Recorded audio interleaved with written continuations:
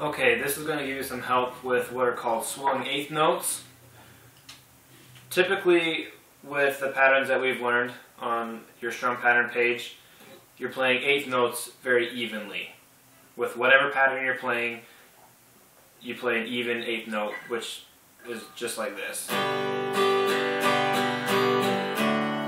Each eighth note has the same value, basically.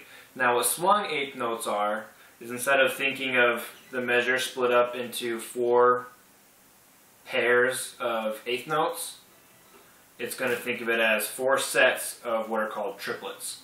So a measure has 4 counts, and it has 8 eighth notes. So you can split those up into 4 pairs.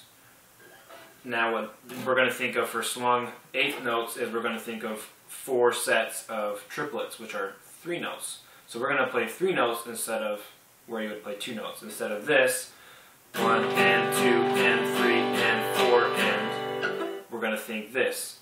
1 and a 2 and a 3 and a 4 and a. So we're going to have 3 notes strummed where you would normally have a quarter note or 2 eighth notes.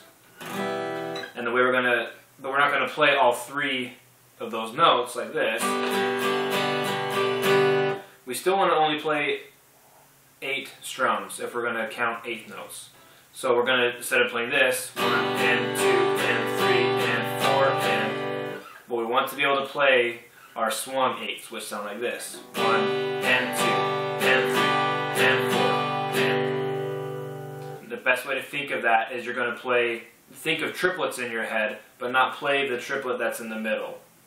So instead of playing 1 and 2 and 3, we're going to play 1 and 2 and 3. So you have to think of it in sets of 3s. 1 and 2 and 3 and 4. That's your rhythm that you have to really think hard about. You're going to strum 1 and 2 and 3 and 4 and 1. 1 and a 2 and a 3 and a 4 and a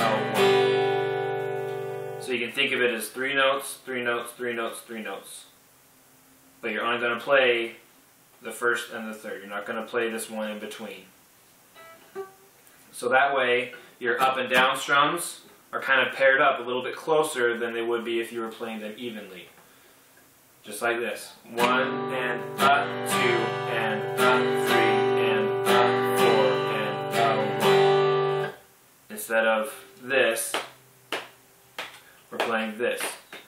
Let's see.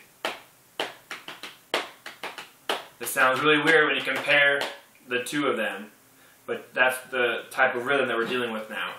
So if you look at pattern 4, let's check out our pattern 4.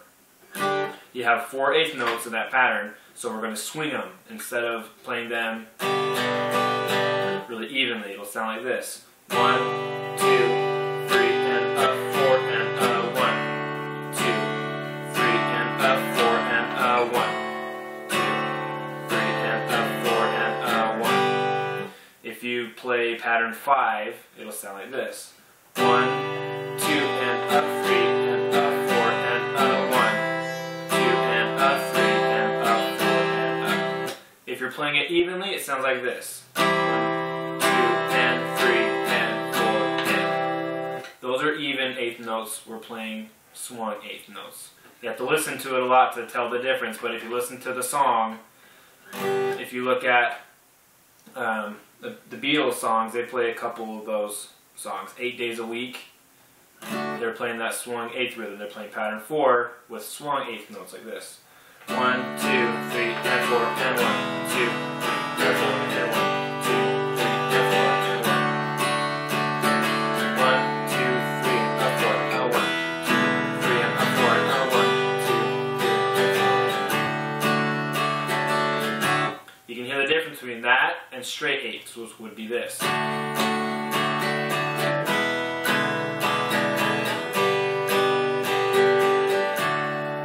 So the regular downbeats, the 1, 2, 3, and 4 count strums, are always regular down strums.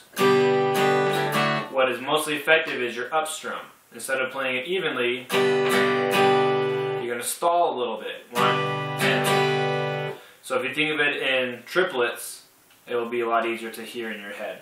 1 and a 2 and a 3 and a 4 and a 1 and a 2 and a 3 and a 4 and a 1 and a 2 and a 3 and a 4 and a 1. That's how you play swung eighth notes.